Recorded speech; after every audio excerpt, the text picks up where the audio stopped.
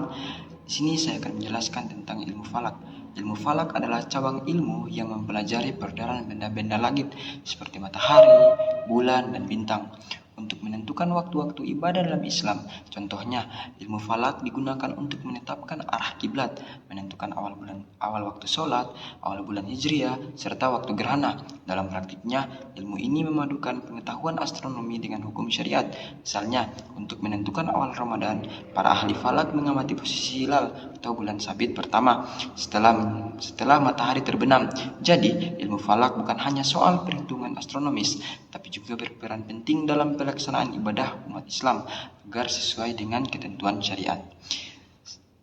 Sekian dari saya. Assalamualaikum warahmatullahi wabarakatuh.